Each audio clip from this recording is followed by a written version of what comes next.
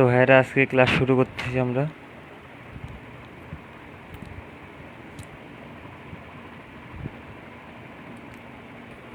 তো ভাইরা আমরা আজকে শুরু করি। আমাদের আজকের অধ্যায়ের নাম হলো জ্যামিতিক আলোক বিজ্ঞান। তো আমরা আলোর প্রতিসরণ দিয়ে শুরু করব।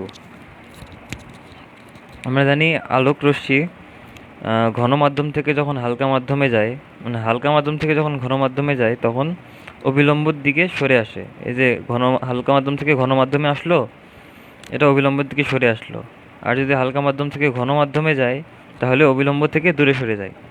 ঠিক আছে, আপতন কোণে আমরা আই ধরি এবং প্রতিসরণ কোণে আমরা আর ধরি। এটা হলো অভিলম্ব। ঠিক আছে, তো আমরা নর্মালি এগুলো সূত্র জানি। এগুলো যখন হালকা মাধ্যম থেকে যখন ঘন মাধ্যমে যাবে তখন এটা হলো মিউ, এটা হলো প্রতিসরণাঙ্ক। এটারে আমরা প্রতিসরণাঙ্ক বলি। মিউ মানে প্রতিসরণাঙ্ক, প্রতিসরণাঙ্ক। এটা হইল মানে দুই মাধ্যমের আলোর বেগের অনুপাত। এই হালকা মাধ্যমের আলোর বেগের অনুপাত বা ঘন মাধ্যমের আলোর বেগের অনুপাত, এটা দিয়ে আমরা প্রতিসরণাঙ্ক বের করতে পারি, এই মিউ। তারপরে আমরা প্রতিসরণাঙ্ক আরোভাবে বের করতে পারি দুই মাধ্যমের তরঙ্গ দৈর্ঘ্যের অনুপাত দিয়ে। দুই মাধ্যমের তরঙ্গ দৈর্ঘ্য অনুপাত, এটা হালকা মাধ্যমের তরঙ্গ দৈর্ঘ্য বাই ঘন মাধ্যমের তরঙ্গ দৈর্ঘ্য, দুইটার অনুপাত দিয়ে আমরা প্রতিসরণাঙ্ক বের করতে পারি। তারপরে আমরা দুই মাধ্যমের কোণের মান দিয়ে আমরা প্রতিসরণাঙ্ক বের করতে পারি। সাইন আই বাই সাইন আর, এটা আপতন কোণ, এটা প্রতিসরণ কোণ। দুই মাধ্যমের সাইনের অনুপাত দিয়ে, সাইন কোণের অনুপাত দিয়ে আমরা প্রতিসরণাঙ্ক বের করতে পারি। ঠিক আছে, তারপরে আরও আমরা প্রকৃত গভীরতা বাই আপাত গভীরতা দিয়ে আমরা প্রতিসরণাঙ্ক বের করতে পারি। প্রকৃত গভীরতা আপাত গভীরতা বলতে বোঝায়, মনে করো তুমি কোনো পুকুরে মাছ দেখতেছো, একটা মাছ দেখতেছো, কিন্তু মাছটা তোমরা দেখতেছো একটা, মনে করো একটু উপরে উপরে, মানে মনে করো এটা একটা পুকুর, এই পুকুরে এটা পানি উপরের, তুমি মনে করো এখানে একটা মাছ দেখতেছো, হ্যাঁ, কিন্তু আসলে মাছটার অবস্থান একটু নিচে, বুঝছো? যদিও মাছটা তোমরা এখানে দেখতেছো কিন্তু মাছটা একটু নিচে থাকে। এটা হলো আপাত গভীরতা, কিন্তু প্রকৃত গভীরতা হলো এটা, বুঝছো? এটা হলো আপাত প্রকৃত গভীরতা।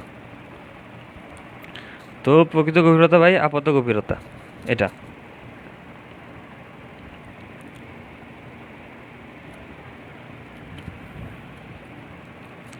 তারপরে আমরা একটা ম্যাথ দেখি, ম্যাথ দেখলে বুঝতে পারবো। একটা ম্যাথ দেখি।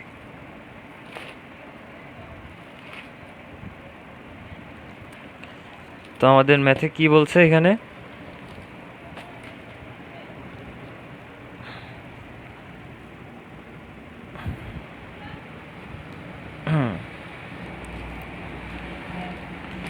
বায়ুতে আলোর বেগ দেওয়া আছে আমাদের, বায়ুতে আলোর বেগ দেওয়া আছে, বায়ুর সাপেক্ষে কাচের প্রতিসরণাঙ্ক দেওয়া আছে, কাচের প্রতিসরণাঙ্ক 1.5 দেওয়া আছে, কাচে আলোর বেগ নির্ণয় করতে বলছে, বুঝছো? তো আমরা নর্মালি সূত্র অ্যাপ্লাই করলে এটা বের করতে পারবো। কেমনে হবে এটা? আমাদের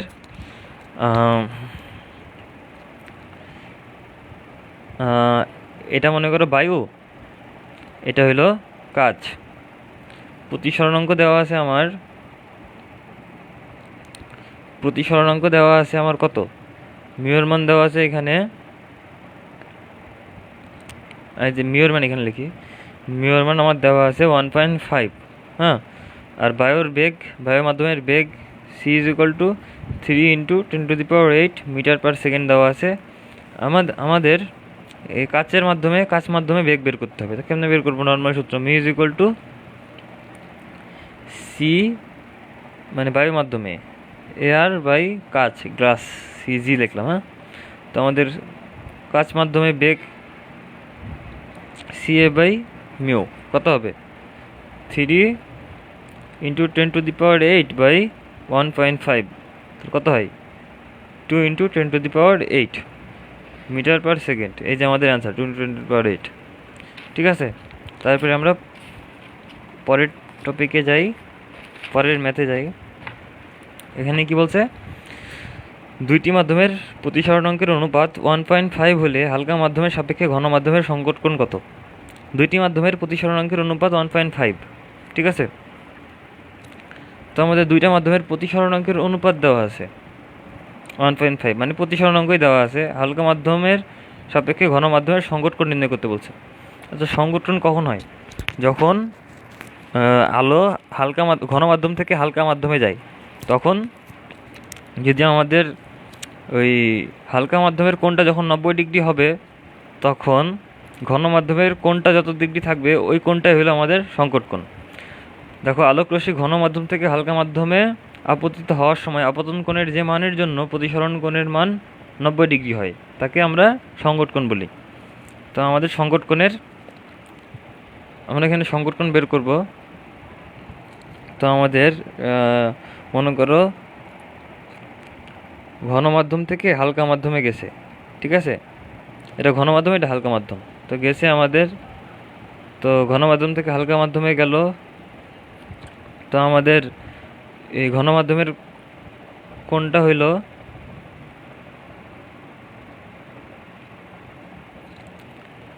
আমাদের জানি প্রথম কোণটা উপরে লিখতে হয়, এই কোণটা নিচে লিখতে হয়। ঘন মাধ্যমের কোণটা, সরি, এই কোণটা উপরে লিখবো।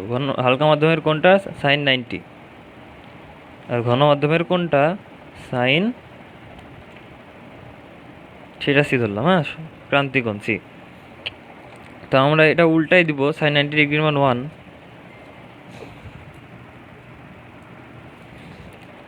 sin 90 ডিগ্রির মান কত? 1। তো আমরা এটা উল্টাই দিই,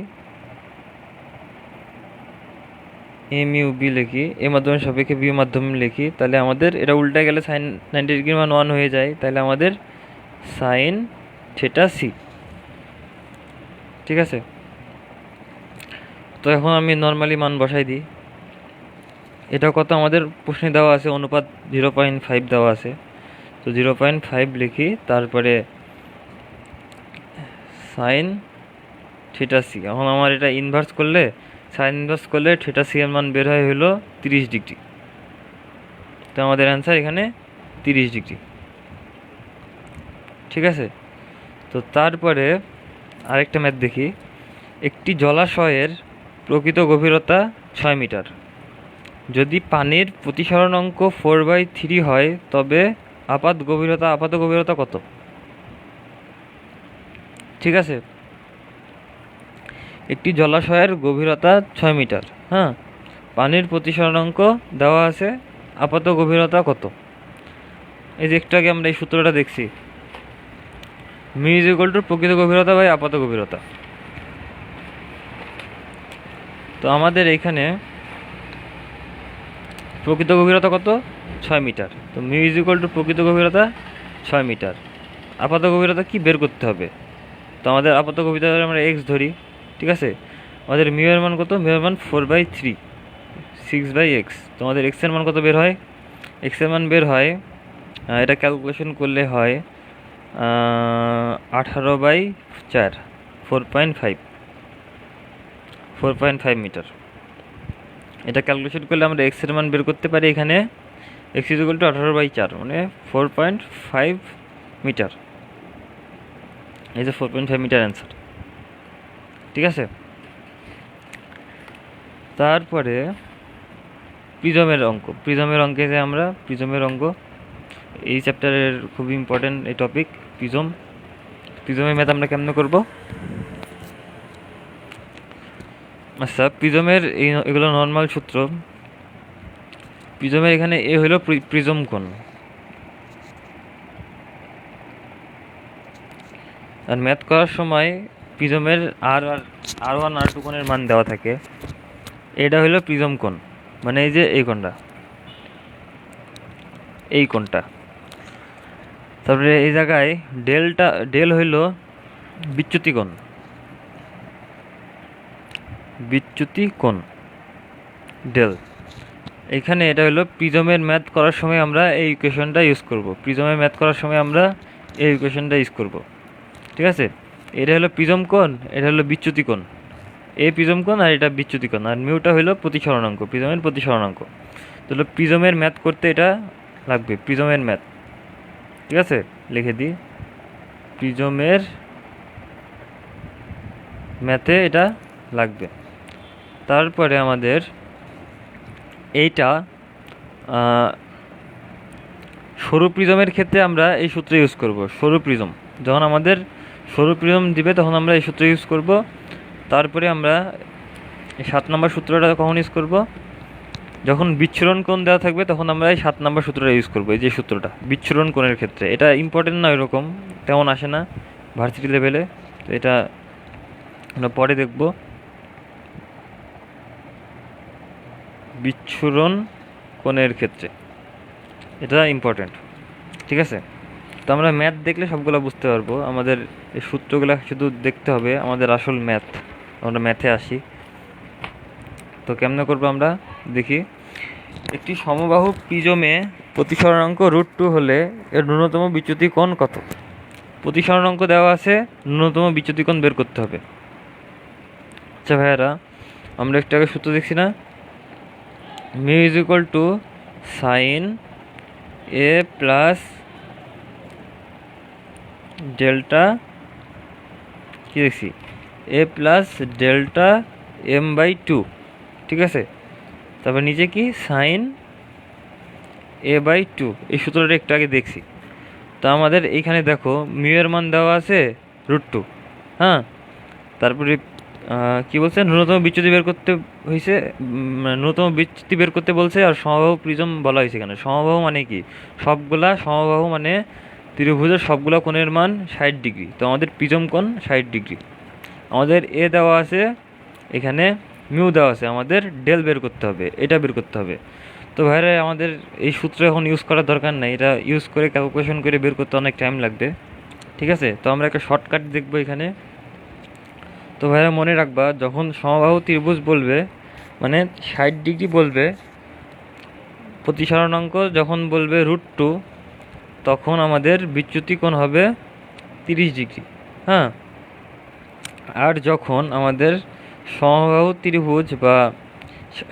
ত্রিভুজ বা আমাদের প্রিজম কোণ 60 ডিগ্রি বলবে এবং আমাদের প্রতিসরণাঙ্ক √3 বলবে, তখন আমাদের বিচ্যুতি কোণ হবে 60 ডিগ্রি।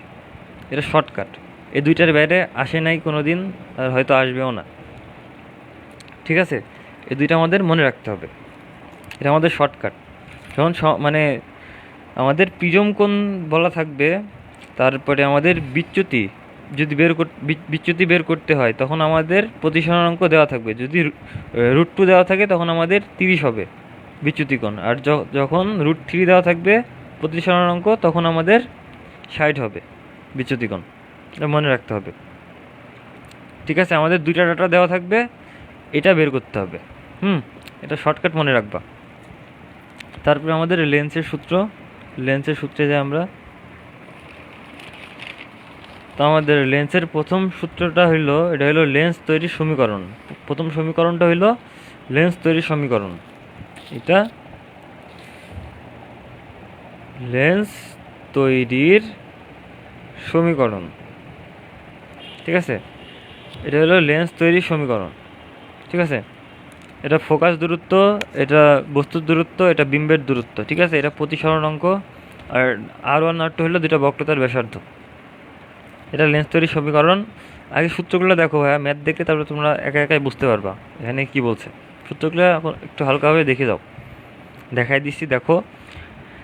তারপরে গোলীয় তলে প্রতিসরণাঙ্কের ফর্মুলা, এটা হলো গোলীয় তলে প্রতিসরণাঙ্কের ফর্মুলা। এটা হলো গোলীয় তলে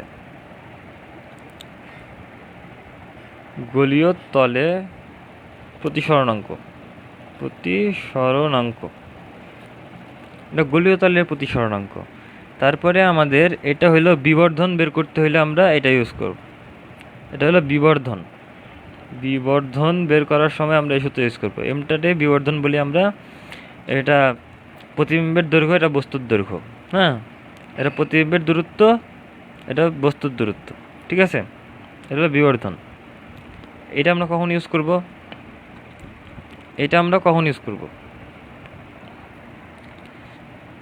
এটা হইলো আমরা ইউজ করব কখন, যখন আমাদের তুল্য লেন্সের কথা বলবে। কি কথা? তুল্য লেন্সের কথা। যখন তুল্য লেন্সের কথা বলবে, তুল্য লেন্স মানে অনেকগুলো লেন্স যখন এক জায়গায় করবে তখন আমরা এই সূত্র ইউজ করব, তুল্য লেন্স। ঠিক আছে, কিন্তু এই জায়গায় তো দুইটা সূত্র, তুল্য লেন্সের ক্ষেত্রে কোনটা কখন বসবে? তো আমাদের যখন দুইটা লেন্স পাশাপাশি থাকবে, মাঝখানে কোনো ডিস্টেন্স থাকবে না, একদম লেগে লেগে থাকবে দুইটা লেন্স, তখন আমরা এই সূত্রটা ইউজ করব, তখন আমরা 4 নাম্বার সূত্রটা ইউজ করব। আর যখন দুইটা লেন্সের মাঝখানে একটু ডিস্টেন্স থাকবে, এর কেন্দ্র থেকে এর কেন্দ্রের এই ডিস্টেন্স তারে আমরা ডি বলি, ঠিক আছে, তখন আমরা এই 5 নম্বর সূত্রটা ইউজ করব, এই 5 নম্বর সূত্রটা ইউজ করব। ঠিক আছে, সূত্র দুইটা এক, শুধু এই যে এইটুক পার্থক্য, এইটুক পার্থক্য। ঠিক আছে, এটার পার্থক্য যখন বলবে তখন আমরা এই সূত্র ইউজ করব, d/f1 f2। আর f1 f2 হলো দুইটার ফোকাস দূরত্ব, আর এফটা হলো তুল্য ফোকাস দূরত্ব, মানে দুইটা মিলে যে ফোকাস দূরত্বটা ওইটা হলো এফ। এই সূত্রটা মনে রাখতে হবে, একটু পরে ম্যাথ দেখবো, ম্যাথ দেখলে বুঝতে পারবো।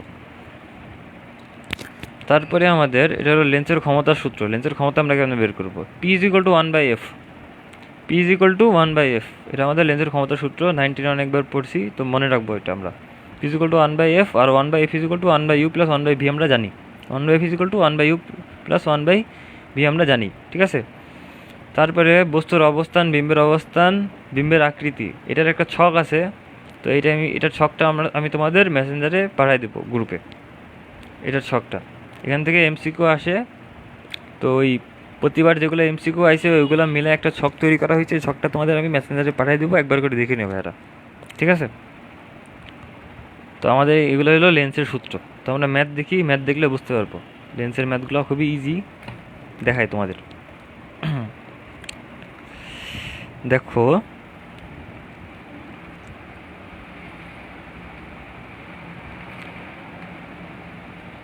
এইখানে কি বলছে?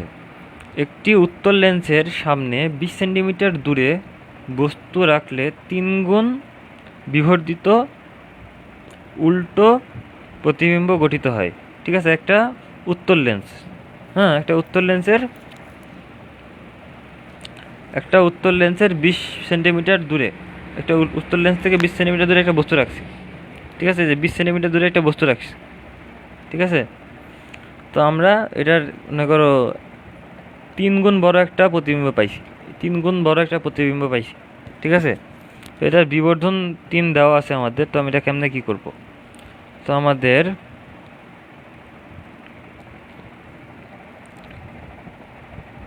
এই জায়গায় বস্তুর দূরত্ব u=20 সেন্টিমিটার দেওয়া আছে। ঠিক আছে, তারপরে আমাদের বিবর্ধন m দেওয়া আছে 3। আমাদের কেমনে কি সূত্র কি? Modulus m modulus minus v/u। তো এটা আমাদের 3 দেওয়া আছে, m=3 দেওয়া আছে। তো v/u তো আমাদের v=3u। ঠিক আছে, v আমরা 3u এখান থেকে পাই। তো তারপরে আমাদের এটা কেমনে করব? আমাদের ইউ এর মান কিন্তু 20 আমরা আগেই বের করছি, আগেই দেখছি। তো আমরা এখন করব 1/f = 1/u + 1/3u। 3u কেন হলো? এখানে আমরা সূত্র জানি 1/f = 1/u + 1/v। তো আমরা v = 3u জানি, তো এখানে v = 3u লিখছি। ঠিক আছে, তো এটা আমরা এখন ক্যালকুলেশন করব। তো 1/f = u এর মান 20, 1/20 + 1/60। ঠিক আছে, তো এটা দেখবো ভাইরা, তোমরা ক্যালকুলেশন করলে এফ এর মান বের হবে 15। তোমরা ক্যালকুলেশন পরে করে নিও, আমার কাছে করা আছে। তো এটা তোমরা পরে বের করবা, এটা ক্যালকুলেশন করলে এফ হয় 15। তো এই যে আমাদের অ্যান্সার 15। বুঝছো ভাইরা? আমাদের বিবর্ধন দেওয়া আছে 3, আর আমার ইউ এর মান দেওয়া আছে। তো আমরা একটা সমীকরণের মতো বানাইলাম এটা। তারপরে আমরা এই সূত্রে এই ভি এর মানটা 3u লিখে দিলাম। তো আমাদের এখানে আমরা ইউ এর মান তো 20 আমরা জানি, তো বসাই দিছি। বসানোর পরে এফ এর মানটা নর্মালি বের করে ফেলছি। তারপরে আমাদের উভোত্তল লেন্সের 2 পৃষ্ঠের বক্রতার ব্যাসার্ধ যথাক্রমে 15 ও 30 সেন্টিমিটার। লেন্সটির ফোকাস দূরত্ব 20 সেন্টিমিটার হলে এর উপাদানের প্রতিসরণাঙ্ক কত? এটা কেমন করবো আমরা? ভাইয়ারা দেখো, আমাদের এখানে কি বলছে? উভত্তল মানে দুই দিকে উত্তল, ঠিক আছে। উভত্তল লেন্সের দুই পৃষ্ঠের ব্যাসার্ধ যথাক্রমে, এই যে দুই পৃষ্ঠের ব্যাসার্ধ দেওয়া আছে, হ্যাঁ। ধরো এক পৃষ্ঠের ব্যাসার্ধ 15 আর 30 দেওয়া আছে, আরেক পৃষ্ঠের ব্যাসার্ধ 30, ঠিক আছে। যেহেতু উভত্তল লেন্স, আলো একদিক দিয়ে যাবে আরেক দিক দিয়ে বের হয়ে যাবে, তা আলোর দিক তো ভিন্ন, তাই না? তো একদিকে আমরা প্লাস ধরবো, আরেকদিকে আমরা মাইনাস ধরবো, ঠিক আছে। একদিকে আমরা প্লাস ধরবো, আরেকদিকে মাইনাস ধরবো। তো একটা +15, একটা -30, ঠিক আছে। তো আমাদের লেন্সটির ফোকাস দূরত্ব 20, এখানে এফ এর মান 20 দেওয়া আছে, ঠিক আছে। আমাদের ব্যাসার্ধ দেওয়া আছে দুইটা, আর এফ দেওয়া আছে। এখন আমাদের কি বলছে, উপাদানের প্রতিসরণাঙ্ক কত, উভত্তল লেন্সের উপাদানের প্রতিসরণাঙ্ক কত। ভাইরা আমরা লেন্স তৈরির সমীকরণটা একটু আগে দেখছিলাম আগের পৃষ্ঠাতে, 1/f = μ - 1/r1 - 1/r2, ঠিক আছে। তো আমরা নর্মালি সূত্রে খালি মানগুলো বসাই দিব। 1/f = আমাদের এখানে প্রতিসরণাঙ্ক মিউ এর মানই বের করতে বলছে, μ - 1, এখানে আর এর মান কত, আর এর মান 1/15 মাইনাস এই r2 এর মান 30, এই দেখো r1 r2, r2 এর মান হলো 30, r1 লিখে দিই, r1 এটা r2 = -30, ঠিক আছে। তো এটা মাইনাস, তারপরে r2 = 1/-30। তো আমাদের ক্যালকুলেশন করলে আমরা পাই এফ এর মান কত, এফ এর মান আমরা এখানে কত, এফ এর মান 20, 20টা লেখা হয় নাই, যে লিখে দিলাম 20। তো আমাদের এই মিউ এর মানটা বের করতে হবে। ক্যালকুলেশন করলে মিউ এর মানটা আসে হলো, ক্যালকুলেশন করলে তোমরা মিউ এর মান বের করতে পারবা, এটা হলো 1.5। এটা ক্যালকুলেশন করে তোমরা বের করে ফেলবা বাড়িতে, ঠিক আছে। আমাদের সবগুলো মান দেওয়া থাকবে, খালি মিউ এর মান বের করতে হবে, 1.5 অ্যান্সার, ঠিক আছে। তারপর একটা ইজি ম্যাথ, অনেক অনেক অনেকবার আছে এই ম্যাথটা, একদম ইজি ম্যাথ, শুধু মনে রাখবা P = P1 + P2, এই সূত্র মনে রাখবা। ক্ষমতা যখন একসাথে মানে ক্ষমতা যখন করতে বলবে, হিসাব করতে বলবে, তখন তোমরা খালি এই পিগুলো যোগ করে দেবা।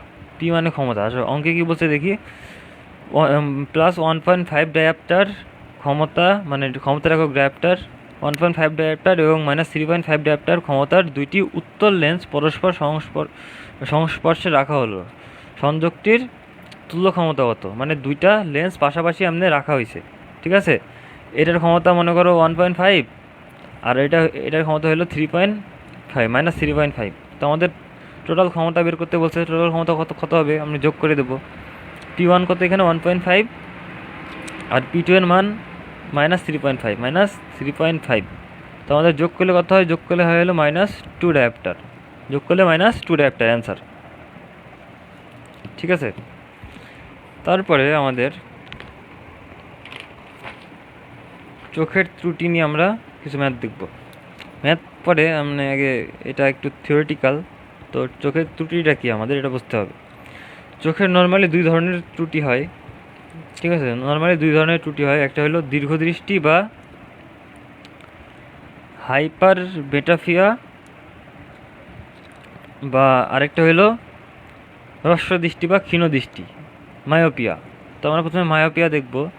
মায়োপিয়াতে কী হয়, মানে মায়োপিয়া মানে হ্রস্বদৃষ্টি বা ক্ষীণদৃষ্টি, মানে মানুষ কাছের জিনিস দেখতে পারে না, বুঝছো। মায়োপিয়াতে মানুষ কাছের জিনিস দেখতে পারে না। মনে করো আমি যে খাতা দেখতেছি, এই খাতা আমাদের যদি মায়োপিয়া থাকতো আমি দেখতে পারতাম না, আমার দূর থেকে দেখা লাগতো, ঠিক আছে।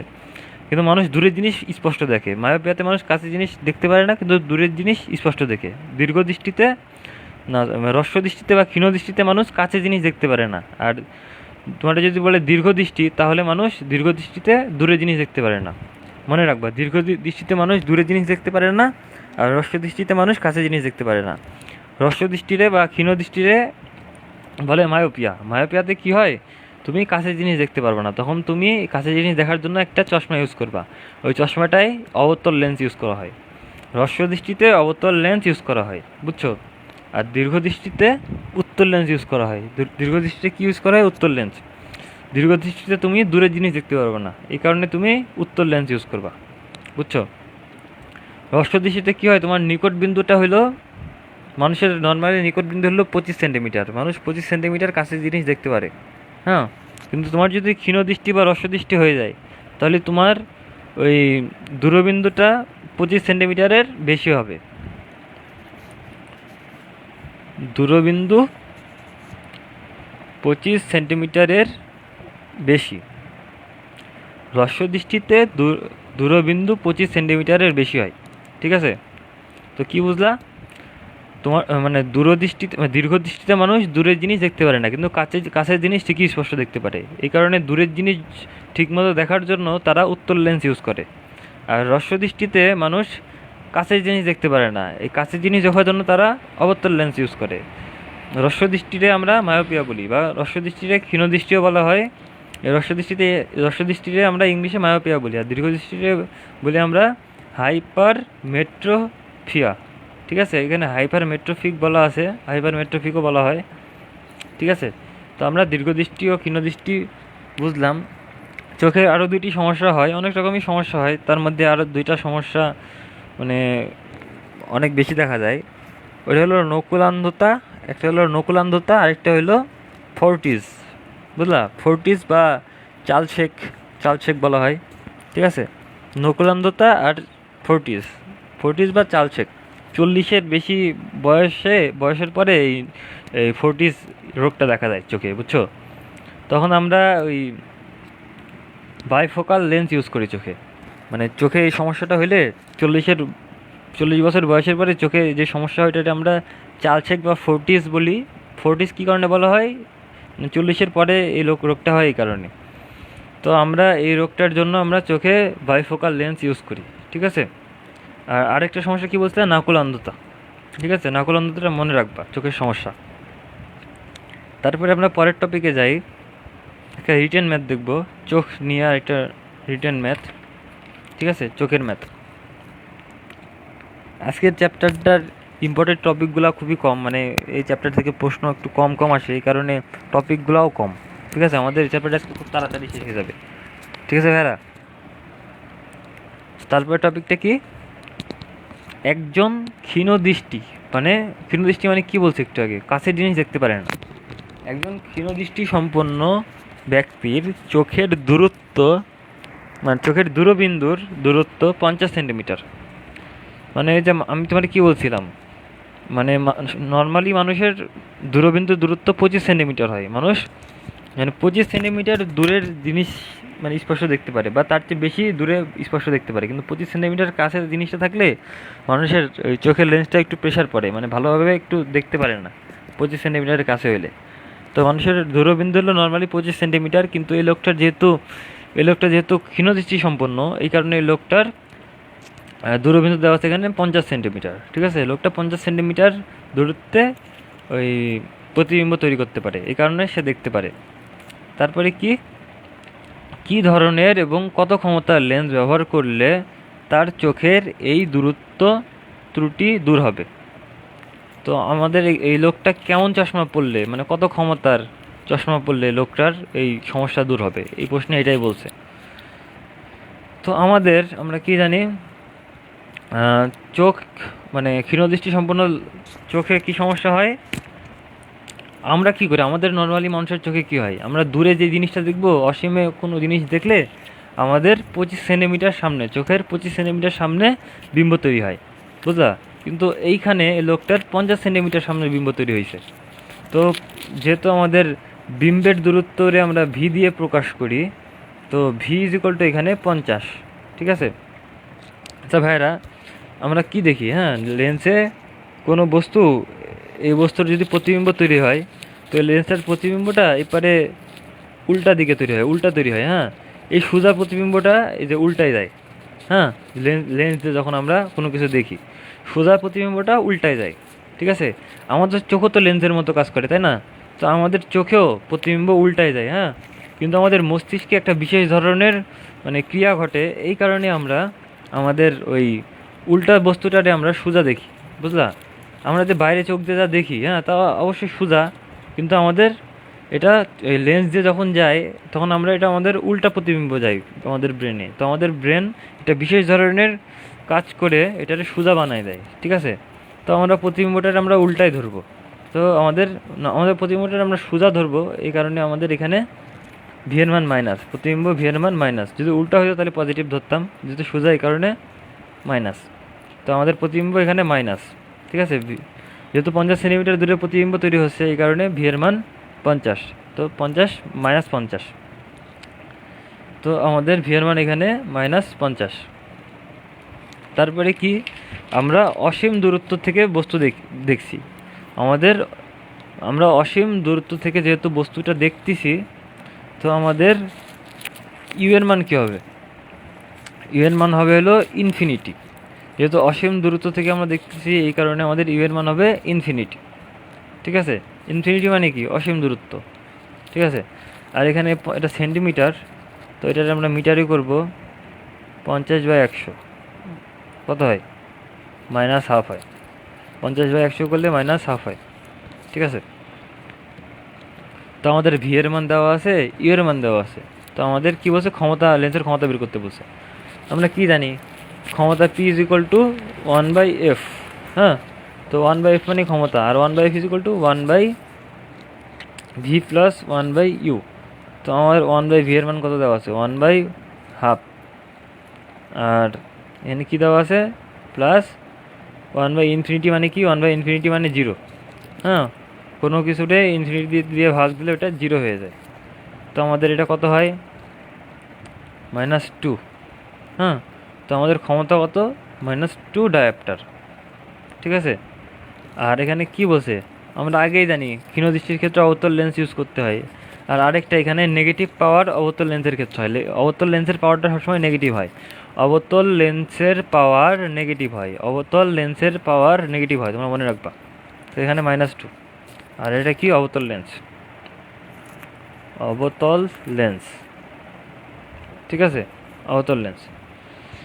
তারপরে টপিক হলো আমাদের অনুবীক্ষণ যন্ত্র। অনুবীক্ষণ যন্ত্রের ম্যাথ মানে খুবই কম আসে আমাদের পরীক্ষায়, আসে না বললেই চলে। তবু দু একটা ইউনিভার্সিটির মাথা যখন খারাপ হয়ে যায়, তখন মনে করো দু একটা না, ওই একটা ম্যাথ দেয়, বুঝছো।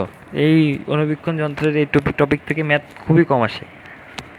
আসলে মনে করো এক বছরে কোনো 1-2টা ইউনিভার্সিটিতে 1-2টা প্রশ্ন হয়, বুঝছো।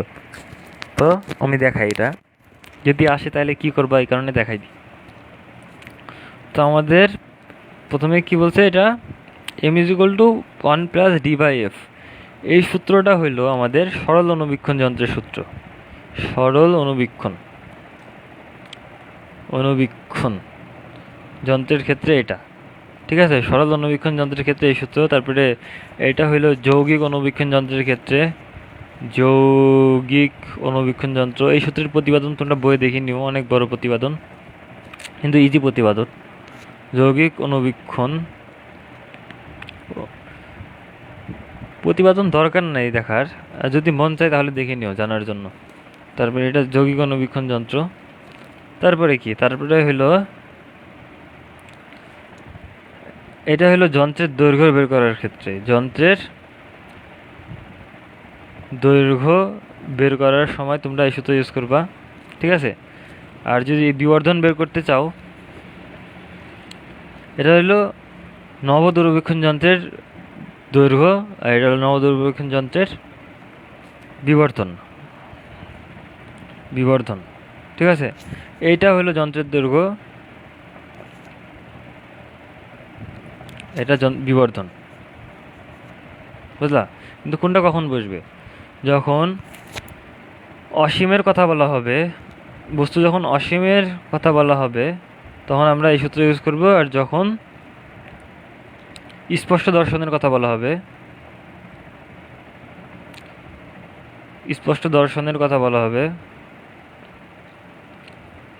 তখন আমরা এই সূত্র ইউজ করব। স্পষ্ট দর্শনের ক্ষেত্রে আমরা এই সূত্র ইউজ করব, স্পষ্ট দর্শনের ক্ষেত্রে আমরা এই দুইটা সূত্র ইউজ করব, ঠিক আছে। আর এটা হলো নভ দূরবীক্ষণ যন্ত্রের মানে ফর্মুলা, নভ দূরবীক্ষণ যন্ত্রের ফর্মুলা এটা, ঠিক আছে। তারপরে আমাদের কি? তারপরে আমাদের প্রশ্নে কি বলছে? একটি নব দূরবীক্ষণ যন্ত্রের লেন্স দুইটি ক্ষমতা 0.5 ডায়াপ্টার এবং 20 ডায়াপ্টার। একটি নরদূরবীক্ষণ যন্ত্রের লেন্স দুইটির ক্ষমতা দেওয়া আছে, ঠিক আছে। তো দুইটা লেন্সের ফোকাস দূরত্ব এই ক্ষমতা থেকে আমরা বের করতে পারবো। তো যন্ত্রটির বিবর্ধন বের করতে বলছে। দেখো ভাইরা, এখানে কিন্তু আমাদের বলা নাই স্পষ্ট দর্শনের ক্ষেত্রে না অসীমে কোনো বস্তু দর্শনের ক্ষেত্রে। তো আমাদের যদি কিছু বলা না থাকে তাহলে আমরা কি করব? কিছু বলা যদি না থাকে তাহলে আমরা অসীম ধরে করব, ঠিক আছে। তো আমরা অসীম ধরে করব। এখানে আমাদের অসীমে কোনো বস্তুর ক্ষমতা বের করতে হলে কি করি? বিবর্ধন বের করতে হলে আমরা কি করি? অসীমের সূত্র কি আমাদের? m is equal to FO by FE। তো আমাদের FOটা কত? FOটা হলো ওই ছোট ক্ষমতার ওই লেন্সের এই ফোকাস দূরত্ব। কেন বের করবো? F is equal two 1/D, sorry 1/P1। তো 1/0.5 মানে 0.5 ডায়াপ্টার দেওয়া আছে, তাহলে আমাদের 2 মিটার। আর FE হইল 1/20 ইজ ইকুয়াল টু 1/20, ঠিক আছে। 1/20 metre. F is equal to 1/20 metre. দুটা বের করছি, দুইটা F এর মান বের করছি, দুইটা F এর মান আমি বসাই দিব 2/1/20, ঠিক আছে। এটা এখন ক্যালকুলেশন করলে আমাদের বের হয় 40 dioptre. m is equal to F0 by FE। এটা ক্যালকুলেশন করলে বের হয় 40 ডায়াপ্টার। এটা ক্যালকুলেশন করলে বের হয় 40 ডায়াপ্টার অ্যান্সার। দেখো আর এখানে কি বলছিল? এখানে একটি নভ দূরবীক্ষণ যন্ত্রের লেন্স দুইটি ক্ষমতা দেওয়া থাকলে আমরা দুইটা ফোকাস দূরত্ব বের করতে পারি। এই দেখো, দুইটা ক্ষমতা দিয়ে আমরা P1 এই P2 দিয়ে দুইটার ক্ষমতা দিয়ে দুইটা ফোকাস দূরত্ব F1 মানে FO আর FE বের করে ফেলছি, ঠিক আছে। দুইটার ক্ষমতা দিয়ে ফোকাস দূরত্ব বের করে ফেলছি। এটার ফোকাস দূরত্ব 1/20, এটার ফোকাস দূরত্ব 2। তো তারপরে M দিয়ে আমরা বিবর্ধন বের করবো। বিবর্ধনের সূত্র কি? অসীমে বিবর্ধনের সূত্র কি? m is equal to FO by FE। তো এখানে 2/1/20। তো ক্যালকুলেশন করলে অ্যান্সার হয় 20, মানে সরি অ্যান্সার হয় 40। তো এটা হলো আমাদের অ্যান্সার। তো ভাইরা, এই চ্যাপ্টারে সবগুলো টপিক শেষ মোটামুটি দেখাইছি যেগুলো ইম্পর্টেন্ট। তো ভাইরা, তোমরা খালি কোশ্চেন ব্যাংকটা সলভ করলে হবে, আর কিছু দরকার নেই। তো ভাইরা, আমাদের আজকের মতো শেষ।